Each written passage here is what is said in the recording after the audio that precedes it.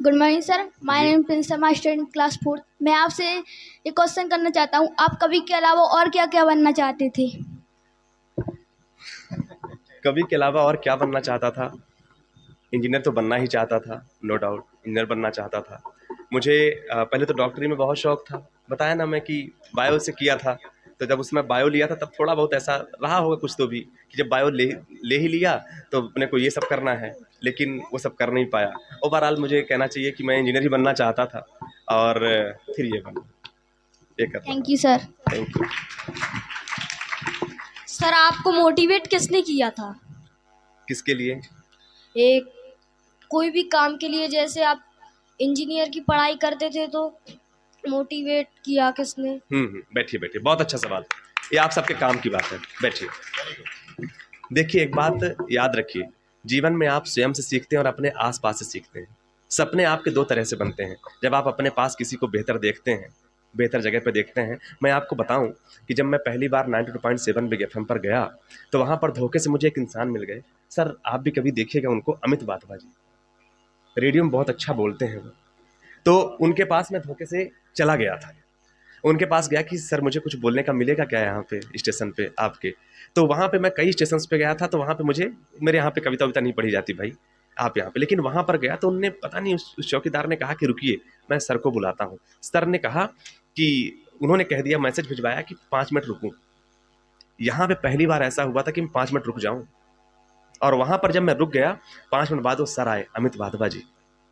वो जब आए वहाँ पर तो उन्होंने मुझे बिठाया, अंदर ले गए ऑफिस में। वो मेरा मोटिवेशन हो रहा था, मैं मोटिवेट हो रहा था वहाँ पे दोस्त। वहाँ पे मुझे मोटिवेशन मिल रहा था कि किसी ने इतनी कदर की। तो अब वहाँ शुरू हुआ मेरा, मैं, उन्होंने मुझे बैठाया और 2 कप चाय के लिए बुलवाया, बोला उनको। तो 2 कप चाय आई, वो बोले संदीप भाई क्या नाम है आपका? नाम पूछा उनने, बोले क्या करना चाहते हैं आप? तो मैंने कहा कि सर मैं कविताएं पढ़ना चाहता हूँ।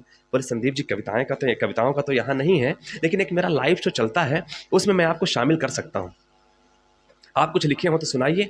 तो मैंने उनको जो लिखा था वो सुनाया, उनको दिखाया। उन्होंने कहा कि आज शाम को 5 बजे आप मेरे साथ लाइव आ जाइए। वहाँ से और मैं मोटिवेट हो गया कि वाह, मतलब ये ऐसे मिलता है आपको। फिर जब वहाँ पर गया, थैंक यू,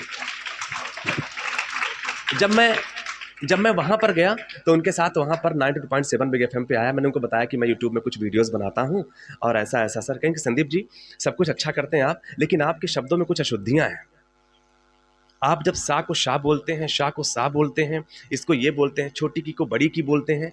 ये कविता पढ़ने में आप भी सब सीखिएगा, उच्चारण का बड़ा महत्व है, उच्चारण, ये सब चीज़ें। तो उन्होंने कहा कि संदीप जी अगर आप इन चीज़ों पर थोड़ा काम कर लें और रोज प्रयास करें तो आपको बेहतर हो सकता है। मैं और मोटिवेट हो गया, सर हो सकता है क्या? लेकिन हाँ बिल्कुल हो सकता है, आप बहुत अच्छे से बोल पाएंगे, बोलते हैं, तो आप इसको और निखारिए जितना ज़्यादा हो सके। तो पूरी जीवन भर की यात्रा है सीखने की। तो मैं घर में आकर के रोज़ सुबह मैं किसी से गलत बोल दूं तो उसको मैं सुधार के बोलूं। जैसे मैं बोल दूं शाम, लेकिन शाम थोड़ी होती है, क्या होती है?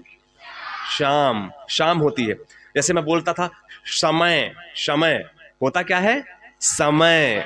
तो धीरे धीरे जब भी मैं बार बार बोलूं, पहले आदत बुरी थी तो मैं बोलता था समय, लेकिन मैं समय ऐसे बोलता था। मैं जैसे किसी को मैं कहूँ शाम, शाम नहीं शाम।